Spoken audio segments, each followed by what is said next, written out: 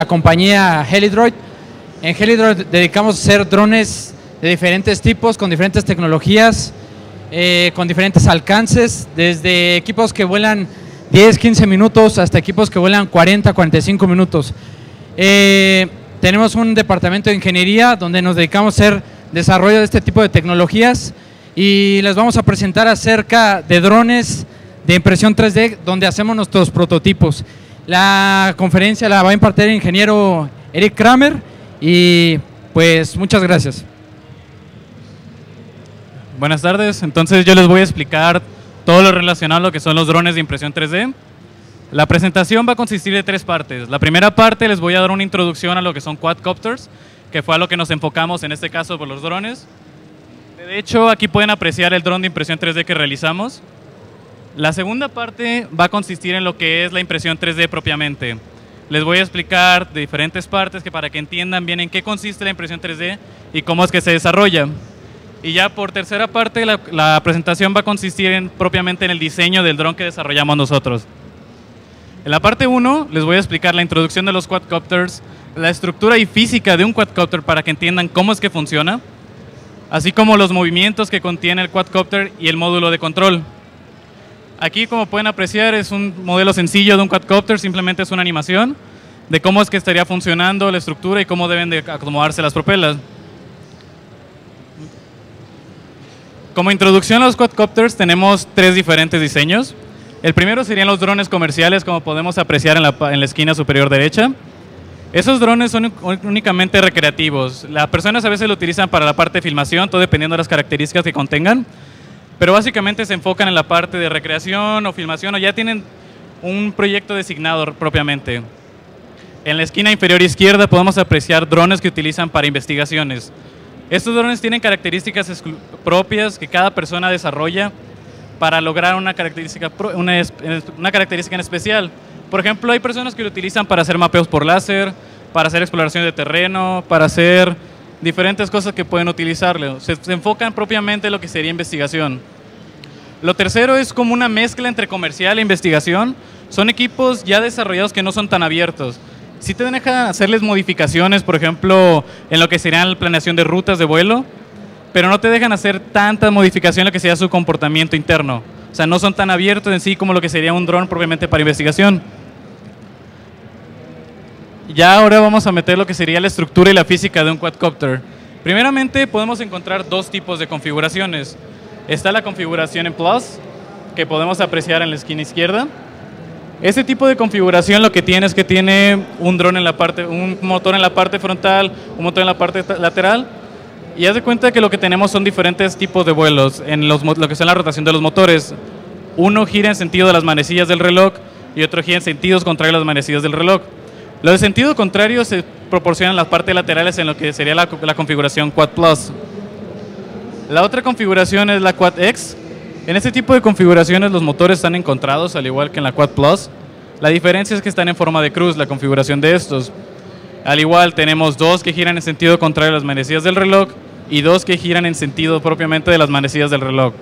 La característica o razón de por qué tenemos este tipo de rotación es que si únicamente tuviéramos un solo sentido, el quadcopter giraría sobre su propio eje sin controlarlo.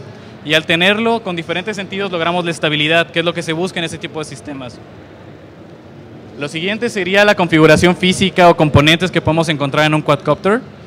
Primeramente voy a explicar lo que sería la parte de control, que sería la parte central, que en este caso se presenta un ArduPilot, que es la open source más común que podemos encontrar para los quadcopters. De ahí, el ArduPilot recibe del receptor las señales emitidas a través del transmisor o radiocontrol, que puede ser tanto un radiocontrol físicamente como puede ser un celular, dependiendo de la configuración que se le dé al ArduPilot.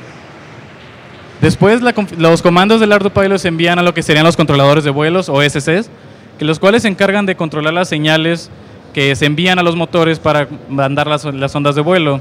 Los motores que se utilizan en los quadcopters, la mayoría son brushless.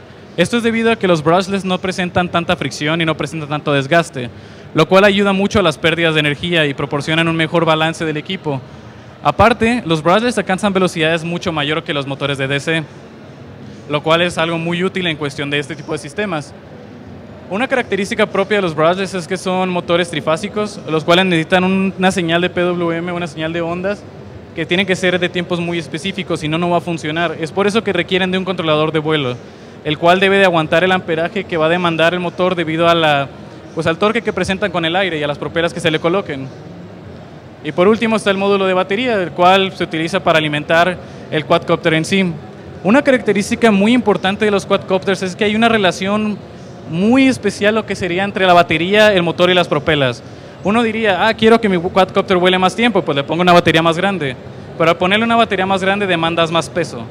Y eso demanda que tengas un motor más grande, lo cual requiere unas propelas más grandes que te consumen mayor batería.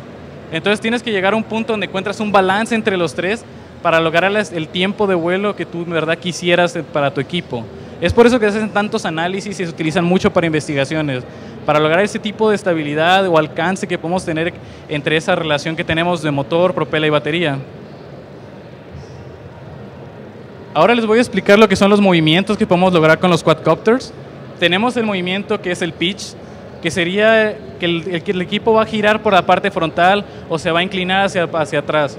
Este movimiento se utiliza mucho para ir hacia adelante, para avanzar hacia atrás, usualmente cuando estamos volando. Está el roll, que sería la inclinación que se logra para que el equipo se desplace hacia la derecha o hacia la izquierda, dependiendo. Y está el yaw. El yaw es el giro que se realiza sobre su propio eje. Eso es para lograr como cambiar el frente del equipo y que el equipo se desplace hacia otro punto. Lo otro que tenemos que tener en cuenta son los sistemas de referencias. El equipo presenta dos sistemas de referencias. Uno es el inercial o llamado punto de tierra, en el cual se detectan los ejes X, Y, Z de lo que sería de tierra propiamente. Estos se comparan en base a los ejes propiamente del equipo, que también presenta X, Y y Z, para tener una referencia, por ejemplo, de qué tan alto se encuentra el equipo, qué tan alejado se encuentra de su punto de origen, o cómo está rotado bajo su propio eje. Ahora me voy a meter en la parte de lo que sería el control, que es lo que muchas personas se enfocan propiamente. Para el control tenemos la primera parte, que son las entradas propiamente de las señales. Está el módulo controlador, que sería la parte de en medio de todo eso. Y están las salidas de las señales que manda el comando del controlador. Primera parte, en las entradas se manda lo que serían las señales del radiocontrol. Esas son señales que usualmente son señales PWM que emite el radiocontrol propiamente en base a la diferencia de la posición de las palancas. Esto también se compara en base a las entradas que recibe de la IMU. La IMU se compone en este caso con nosotros son 9 ejes. Son 3 ejes del gyro que te indican la posición de los ejes de rotación del quadcopter. Están los 3 ejes del acelerómetro que te indican, por ejemplo, cómo se está desplazando en velocidad el quadcopter. Y están los 3 ejes del magnetómetro. El magnetómetro se utiliza para tener la referencia del norte terrestre. Eso para saber siempre dónde se encuentra nuestro norte y saber hacia dónde nos estamos dirigiendo. Eso se utiliza mucho, sobre todo cuando se diseñan sistemas con GPS. Por eso cuando vas a programar rutas automáticas y que sepas hacia dónde en verdad va a ir tu equipo.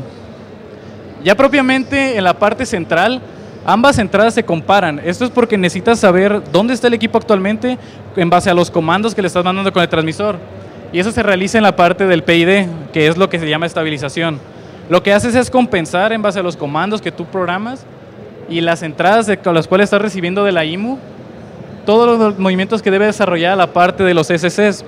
Igual a los SCs se les manda los comandos de salida en base a señales de PWM para que el motor reaccione y sepa a qué velocidad debe de girar.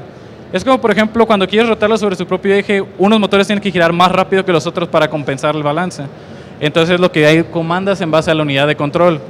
O por ejemplo, cuando quieres elevarlo, es que le elevas toda la potencia a los motores en parejo, quieres bajarlo, si quieres ir hacia adelante igual, tienes que ir cuidando qué motores reciben qué potencia y eso se logra en base a la unidad de control que tenemos en la parte principal. Por segunda parte les voy a explicar lo que es la impresión 3D, qué ventajas tiene, les voy a decir los tipos de tecnologías que se utilizan. Tengo algunos videos para explicar más fácilmente, por ejemplo, qué tipos de tecnologías se utiliza, los materiales, las ventajas que tenemos y propiamente por qué hacer un quadcopter en impresión 3D. O sea, ¿qué ganamos con eso? ¿O para qué se utiliza? ¿O cuál es el enfoque que le podemos dar? Así como las desventajas que tiene, porque como todo, tiene que tener una pérdida. Aquí viene el video de lo que sería un tipo de impresión 3D. Ese tipo, lo que se está utilizando es una configuración de celda de abeja. Lo que se gana con ese tipo de configuración es que el material no esté completamente sólido, o sea, que no demandes demasiado material y que no sea pesado. Sin embargo, logras la estructura necesaria para lograr un tipo de molde. En este caso, lo que se está imprimiendo es un Yoda, y lo que se aprecia aquí son las características finas de la resolución. Utiliza una resolución de 1.1 milímetro. Perdón, de 0.1 milímetro. Y lo que se logra aquí es deposición de material, es lo que se está demostrando. Lo que hace es que con el nozzle, la punta de la impresora se calienta y empieza a derretir el material, que al ir trasladando la impresora a través de las diferentes capas, va depositando una pequeña capa de material para que vaya creciendo la estructura y logras tener el diseño que estamos apreciando. Igual este material puede ser tanto PLA como ABS, dependiendo. En este caso estamos imprimiendo como un cohete, puede decirse, que lo que hace es igual deposición de material y funciona exactamente igual que el anterior. Aquí lo que cambiamos es la resolución. Y este tipo de videos se logran haciendo tomas pequeñas, debido a que la impresión todavía es un poco lenta, debido a que tienes que calentar el material, irlo depositando, entonces no puede ser tan rápida. En este caso es impresión por láser. Es un proceso no tanto conocido porque es muy costoso y se realiza para grandes industrias realmente. Lo que se hace es que se calienta una capa a través del láser y después, como se va a apreciar aquí, se depositan partículas metálicas. Básicamente lo que se va ganando es igual que la deposición de material en plástico, pero esta vez propiamente en metal. Utilizas el láser para ir calentando y vas depositando cada una de las partículas, ganando cada vez más capa, que al final de cuentas vas a lograr una estructura completa de toda la pieza que estás diseñando. Esa es la ventaja que tienes, que no tienes tú que maquinarlos con los procesos comunes como lo sería el torno, la fresadora o la CNC, sino utilizas un prototipo ya propio y más característico. En cuanto a los materiales, ¿por qué me enfoco solamente en PLA y ABS? Es que son los materiales más utilizados para lo que serían diseños de quadcopters y presentan características muy particulares uno con el otro. La mayoría de las personas utilizaban propiamente ABS. Esto fue porque fue la primera tecnología que salió para lo que sería impresión 3D. Sin embargo, tiene unas desventajas. Es un material hecho a base de petróleo, entonces no lo puedes desarrollar en lo que serían oficinas cerradas, porque emanan gases tóxicos que pueden llegar a afectar al usuario. Sin embargo, tiene mucha comparación en cuestión de lo que sería el PLA, de que tiene mayor definición. Puedes lograr resoluciones más grandes con el ABS que con el PLA. El PLA es un material biodegradable, lo que quiere decir que no emana los gases tóxicos que podemos encontrar en el ABS, pero presenta la desventaja de que tiene un punto de fusión muy bajo. Entonces, por ejemplo, si estamos en un lugar muy caliente, ya sea como en el norte de nuestro país, si lo dejamos el diseño en el carro, se puede llegar a fundir propiamente, lo cual presenta un riesgo que no puede utilizarse para actividades donde demandes altas temperaturas. Para estos casos tendríamos que tratar el material. Ese sería los requisitos que pudiéramos lograr para que te funcionara lo que requieres. Otra desventaja del PLA es que requiere, para poderse maquinar, por ejemplo, si quisieras taladrar para hacer los huecos por donde hacer las perforaciones de los tornillos, tienes que utilizar revoluciones muy bajas, porque al usar revoluciones altas, calientas el material y consigues fundirlo, lo cual no funcionaría muy bien si lo que quieres es hacer un agujero propiamente. Otra característica muy particular tanto del PLA como del ABS es la resistencia del material. El ABS es un material un poco más flexible que el PLA, lo que evita que si logras tener algún accidente con tu equipo no se rompa tan fácilmente. En cambio, el PLA es un material más rígido. Eso quiere decir que la estructura está más consolidada propiamente, no es tan flexible, y si llegas a estrellarlo es muy probable que se rompa porque tiene un punto de flexión muy bajo realmente.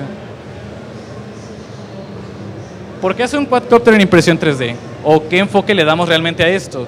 Los quadcopters en impresión 3D se enfocan exclusivamente a investigación. ¿Por qué es esto? Es que no es realmente costeable hacer un quadcopter en impresión 3D para hacerlo comercial. O sea, es lento el proceso, es una inversión muy fuerte lo que necesitas. Sin embargo, lo que se utiliza para investigación es porque tú puedes hacer tu propio diseño. Puedes enfocarte tanto en la investigación de la aerodinámica del equipo, para hacer tu propia estructura, qué ranuras tienes que ponerle, o cómo puedes soportar, por ejemplo, la fuerza en base a la flexión. Entonces, todo ese tipo de análisis se enfocan en este tipo de equipos, porque es tu propio diseño, tú lo haces y no dependes de ir a comercializar las cosas. Igual, al tú realizar tu propio diseño, tienes piezas o refacciones a tu alcance fácilmente. Entonces, como es investigación, ocurren accidentes, obviamente, y al ocurrirlos, tú puedes reparar fácilmente tu equipo y seguir con tu investigación, seguir avanzando. En cuanto a las desventajas, La más fuerte y que más nos afectó a nosotros es que presentan son muy sensibles a vibraciones. Eso es porque no es una estructura sólida, como por ejemplo si hiciéramos fundición de plástico, en el cual no tienes como celdas interconectadas. Aquí sí. Tanto en el PLA como en el ABS presentas no está consolidado por dentro, entonces la vibración le llega a afectar en gran medida. Es por eso que, por ejemplo, nosotros realizamos dos diseños. En el primer diseño nos enfocamos en realizar un infill, que sería la cantidad de material que depositas, no tan alto, de hecho del 45%. Y al estar volando nuestro equipo, el motor empezó a vibrar tanto que venció el brazo y se rompió. Entonces fue por eso que pasamos a otro tipo de diseño, el cual cambiamos totalmente la estructura para darle otro enfoque y enfocarnos en otra parte que más adelante la voy a explicar. Pero al lograr esto, ya los brazos ya soportaron las vibraciones de los motores. Entonces ya no tuvimos que preocuparnos por ese problema realmente. Pero sin embargo, si tú quieres realizar un quadcopter en este tipo de materiales, tienes que tener en consideración ese tipo de problemas. Y luego, por ejemplo, dependiendo del material que utilices, es el tratamiento que tú le tienes que utilizar para el propósito que tú lo estás buscando. Bien, como en la tercera parte lo que les voy a explicar es propiamente de nuestro dron, el cual denominamos Benito. Les voy a explicar lo que sería el diseño, qué consistió realmente desarrollar este quadcopter, tanto la versión 1.0 como la segunda versión. El análisis aerodinámico que se le realizó para considerar las fuerzas tanto de empuje como de arrastre que puedes tener. El proceso de impresión, les muestro un timelapse de cómo fue desarrollándose cada una de las partes. También les muestro lo que sería la configuración del controlador y lo que serían las pruebas de vuelo. En cuanto al diseño, como les puedo presentar, en la parte izquierda está Benito 1.0 y en la parte derecha está Benito 2.0. Las desventajas que tuvimos con Benito 1.0 es que fue muy sensible tanto a la flexión como a las vibraciones. Esto debido a que los puntos de flexión se presentaron en cada una de las vigas que desarrollamos, que no pudieron soportar la fuerza que le demandaron los motores. Entonces eso fue lo que ocasionó, al no tener también un infill tan fuerte, que se vencieran y tuviéramos la ruptura de los brazos. Sin embargo, este diseño se desarrolló de esta forma para probar lo que sería la aerodinámica del mismo. Ver cómo al levantar el equipo no generábamos tanto arrastre, no le demandamos tanta fuerza a los motores y ganar mayor durabilidad. En la segunda versión hicimos totalmente lo opuesto. Lo hicimos sólido completamente, le proporcionamos la mayor cantidad de arrastre que puede obtener en base al aire y vimos qué desventajas teníamos en comparativa con las baterías con uno con el otro. Por consiguiente, al exigirle mayor a los motores, tuvimos menor durabilidad con el diseño completamente sellado que con el diseño más aerodinámico, puede decirse. Aquí les muestro lo que sería el análisis aerodinámico de Benito 2.0. La primera parte sería cuando el aire le está llegando desde abajo, eso es decir, cuando estamos aterrizando nuestro dron. Lo que pasa aquí es que al ir el aire circulando por debajo se generan vórtices en la parte de arriba. Los vórtices o aire turbulento, como muchas veces se les llama, genera diferencia de presión, lo cual le permite generarle cierta estabilidad al equipo en el sentido de que la presión es muy diferente tanto en la parte de abajo como en la parte de arriba, y eso hace que el equipo presente ciertos movimientos muy característicos. La otra parte de la animación sería cuando el aire le llega por la parte frontal, que sería como cuando los mantenemos en el aire y nos llega a llegar a una ráfaga. Al equipo ser tan abierto por la parte del centro no le presenta realmente tanta frente al aire, lo cual es muy bueno. O sea, no le genera desgaste a los motores y no le presenta que el aire te vaya a arrastrar el equipo. Y por último sería cuando estamos ascendiendo el equipo. Es cuando presentamos la mayor cantidad de arrastre y es cuando le demandamos mayor potencia a los motores. Debido aquí que estamos compitiendo contra la gravedad y contra el aire que nos está llegando desde la parte de arriba. Aquí les muestro lo que sería el proceso de impresión de lo que fueron las piezas de Benito, propiamente. Esa fue la tapa que desarrollamos para Benito 1.0. Lo que pueden notar es que tiene huecos en la parte de arriba.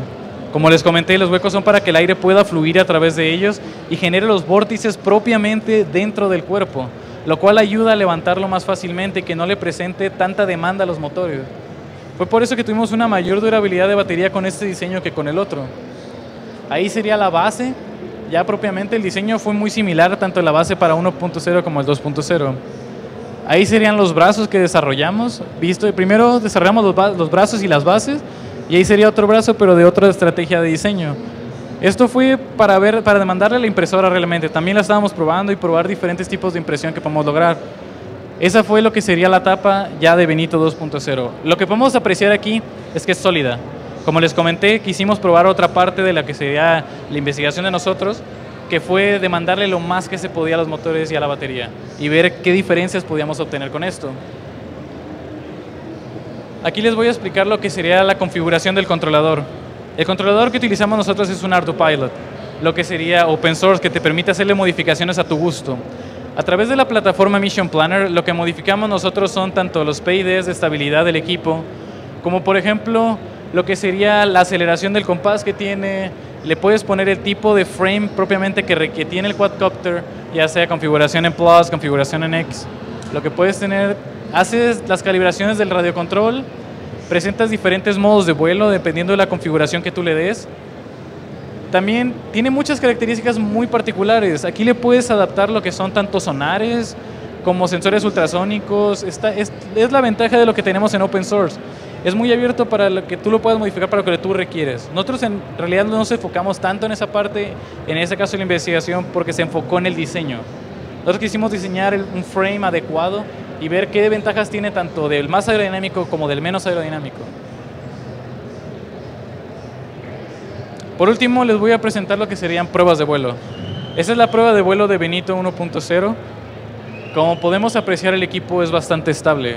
O sea, no presenta vibraciones, no se jalonea, no representa realmente mucho esfuerzo. Lo volamos a pequeña altura porque, como les digo, fue la primera prueba que le realizamos.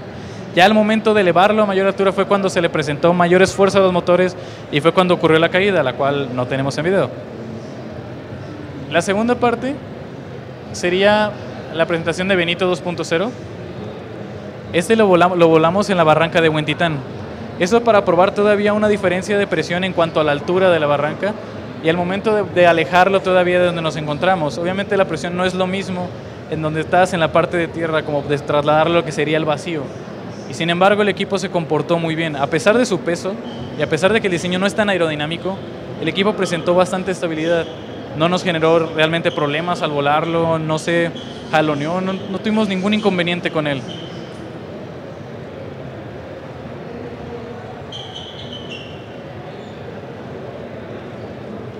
Y bien, ahora lo que sería la presentación del quadcopter que imprimimos realmente. Como pueden apreciar, está la misma configuración que ya les mostré. Están los motores, están las propelas, están los controladores. En el caso de nosotros le desarrollamos calcas en vinil únicamente por vista, para que fuera un poco más llamativo para ustedes y no tanto la pura impresión. Pero como el material te permite hacerle diferentes tipos de diseño realmente. La otra ventaja que tiene, lo que podemos apreciar es que mantuvimos la aerodinámica en la parte de lo que sería de esta zona. Para todavía, a pesar de que sí lo desarrollamos lo más sólido posible, no podemos hacerlo tan resistente porque sabemos que las baterías no van a soportar. Entonces tuvimos que tener esas consideraciones realmente. Y bien. Pasaríamos a lo que sería la parte de preguntas o dudas que pudieran tener, ya sea tanto del diseño que hicimos nosotros como en general de lo que sería drones de impresión 3D o de quadcopters propiamente. ¿Es claro?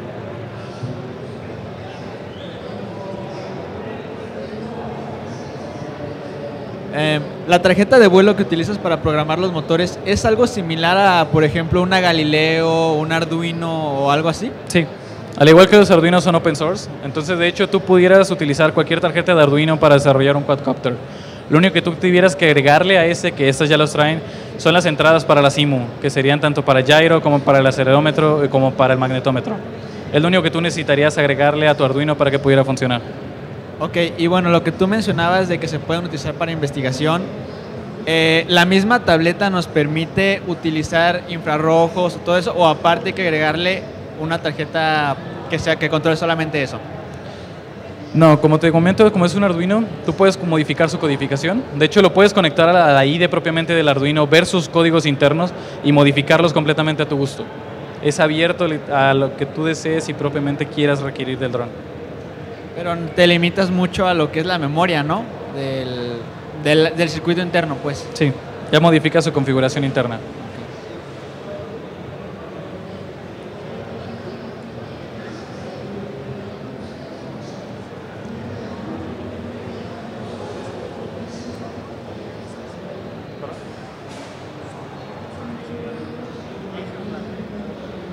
Hola.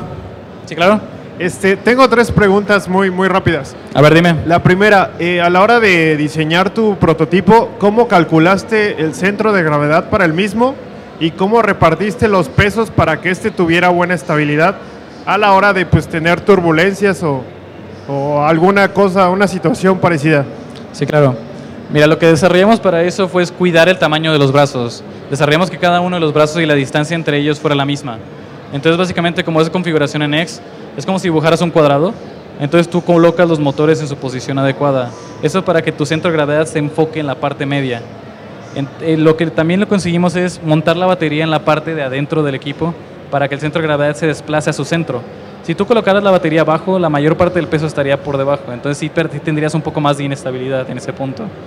Entonces, ahí tú tienes que cuidar, por ejemplo, dónde colocas la mayor cantidad del peso y qué tan largo quieres tus brazos. Ok, la otra es, ¿por qué me recomiendas impresión en 3D y no control numérico computarizado, en este caso con fresadora? La ventaja de la impresión 3D lo que te tiene es que es un poco más sencillo de aprender. Realmente es una manera muy sencilla de empezar a diseñarlo. Puedes ya conseguir los prototipos, tanto de internet como los puedes desarrollar tú en algún sistema de CAD. Entonces te da mucha mayor libertad en ese sentido. Ya al utilizar lo que sería un sistema numérico, sí sería como más especializado. Eso sí te diría la desventaja que tendrías tú. Si tuvieras los conocimientos para desarrollarlo, te enfocarías propiamente, por ejemplo, en qué flexión quieres tener. O, por ejemplo, qué enmayado realmente necesitas para tu diseño.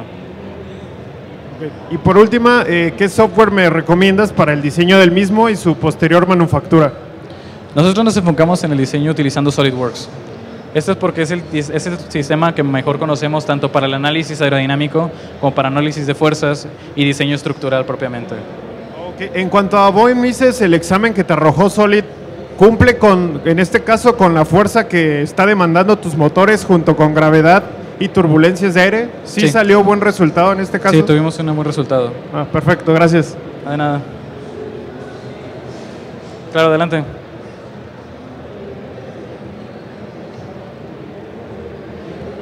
Hola, ¿Sí? Gracias. Mi nombre es Carlos. Te quería preguntar, la primera pregunta es si hicieron análisis de fuerzas con SolidWorks en su prototipo, y si sí hicieron análisis de fuerzas, ¿cómo tomaron en cuenta el infill que le pusieron, el porcentaje de infill que le pusieron a su diseño? ¿Cómo tomamos en cuenta qué? Perdón, no alcanzo a escuchar eso. El porcentaje de infill, de qué tan hueco está su impresión 3D. Pues mira, haz de cuenta que para calcular lo que sería la fuerza de los motores tienes que basarte en tanto el peso de la aeronave, lo cual nos lo proporcionó el diseño de SolidWorks que desarrollamos. Y en base a eso y a lo que serían los KBs que presenta el motor, tú le pones una fuerza en lo que sería la parte más lejana de los brazos. Esto es para ver lo que sería el punto de flexión en los puntos de apoyo que tenemos, que sería la parte del cuerpo propiamente. Y sí, tuvimos que en el caso lo probamos como si fuera sólido completamente, lo cual fue como que nosotros sabemos que tenemos un margen de error al ponerlo sólido. Entonces consideramos ese margen y aplicamos la mayor cantidad de fuerza que puede soportar y vimos si realmente el punto de flexión coincidía con lo que estábamos esperando al tener un infill no realmente del 100%. Gracias. No, de nada.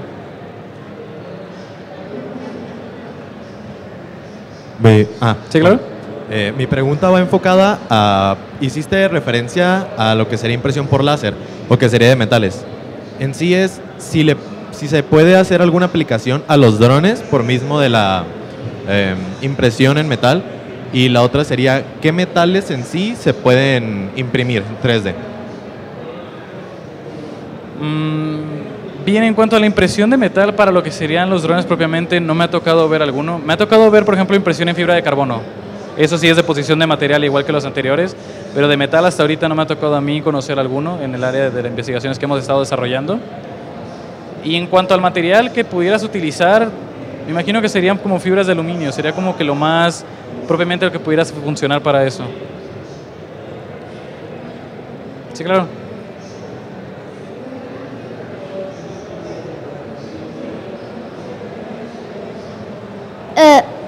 Ya. Bueno, ya sé que ya preguntaron mucho sobre los materiales, pero es que he visto en centros comerciales que venden drones que están hechos de poliestireno, y dicen que son muy buenos porque van muy rápido debido a la materia que es muy ligera, pero también dicen que al igual son bastante frágiles. Entonces quería saber si me convenía comprar uno de poliestireno o comprar uno como de otro material un poco más ligero, por ejemplo fibra de carbono. Sí, claro. Ahí lo que tendrías que ver realmente sería el presupuesto que quisieras manejar. Mientras mejor sea el material, es más costoso el equipo. Y sí, como comentas, el poliestireno es mucho más ligero, te presenta un mejor diseño, pero esos equipos se basarían únicamente a prototipos realmente. Para ya lo que sería recreación, que te funcionara o te durara, te recomendaría aprender más en uno de plástico propiamente, que te soportara un poco más los accidentes. Pero cuando uno está aprendiendo realmente es muy difícil que no sufras uno. Entonces uno de poliestireno es muy probablemente que lo rompas. Gracias.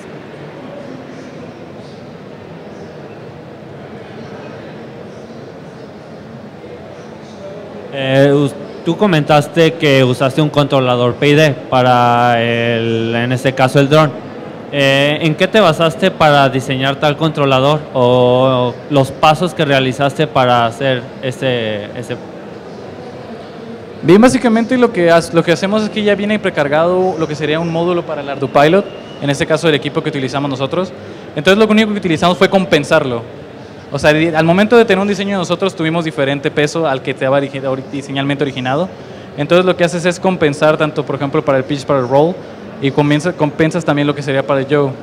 Y lo que haces es también compensar lo que serían los parámetros del radiocontrol, porque no están igual de diseñados tanto, por ejemplo, para que sería un dron de inyección de plástico, que sería mucho más ligero, que en nuestro caso fue más pesado. Tuvimos que reparar esa parte, o sea, tuvimos que poner un parámetro mayor, lo que sería más estable para nosotros.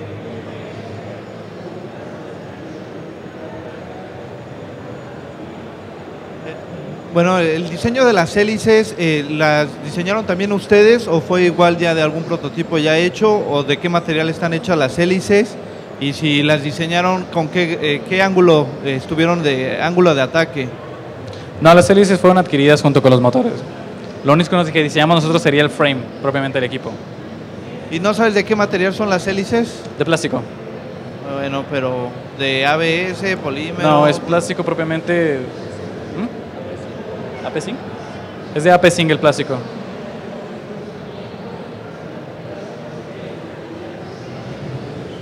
Hola.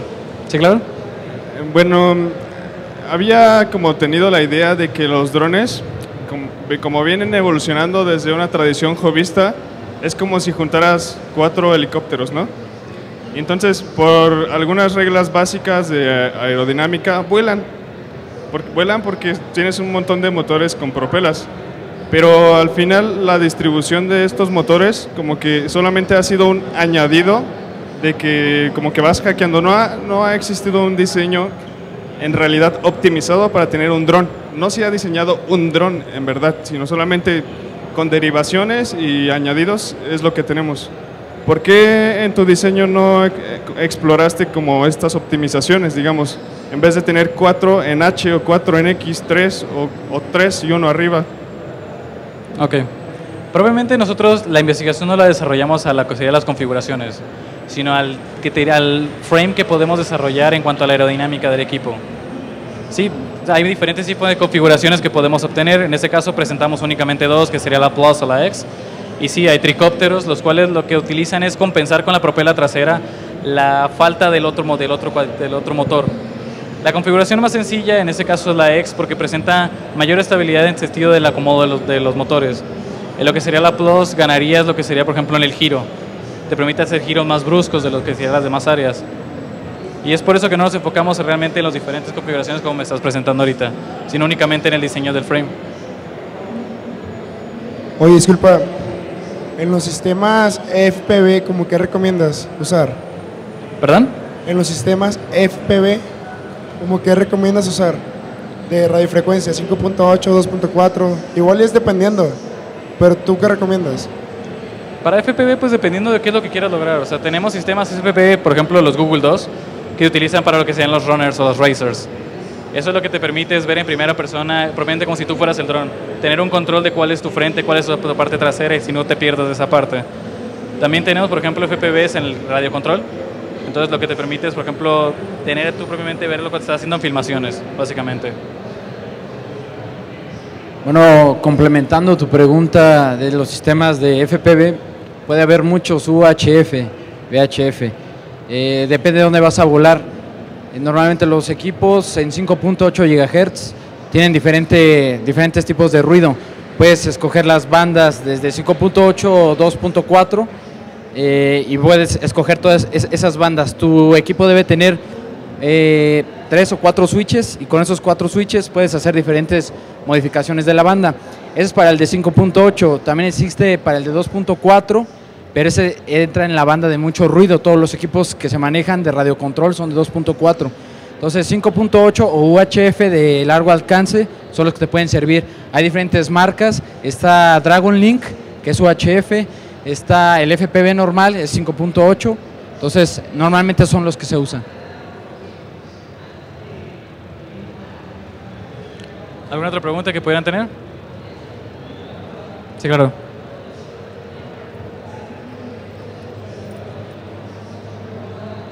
Bueno, ok. Respecto a... No comentaste que trabajaste en fibra de carbono, ¿sí? ¿Perdón?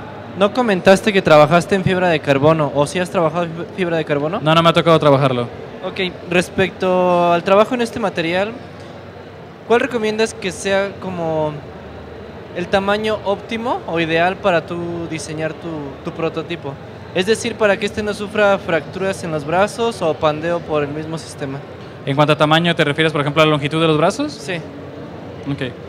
Para eso tú dependerías de tener consideración, por ejemplo, del infill que le estés poniendo o de la estructura propiamente de tu impresión. Tú le puedes cambiar a que tenga una precisión o una resolución muy, muy alta, lo cual demandaría que la impresión fuera más tardada porque tiene que tener más cuidado en lo que sería la estructura propiamente. Y en cuanto a largo, pues tienes que tener a consideración del tipo de motor que estás utilizando y las propelas, porque eso te va a generar cierta fuerza que igual tienes que tomar a consideración en tu momento propiamente.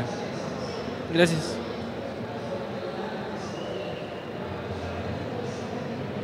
De los ajustes que comentas que tuviste que hacer, ¿en dónde los hiciste? ¿En el Mission Planner o...?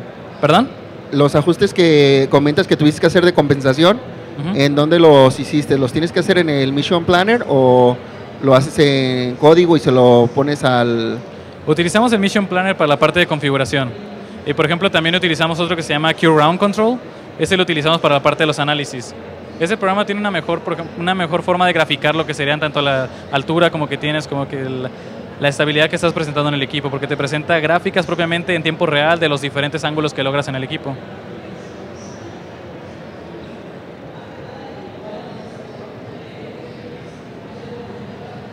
¿Algo más? Bien, ya por último lo que queríamos sería una demostración de lo que sería Benito. Lo vamos a hacer esto en la jaula de los drones propiamente debido a que han tenido incidentes aquí. Entonces, si gustan acompañarnos allá van a poderlo ver volar propiamente. Muchas gracias.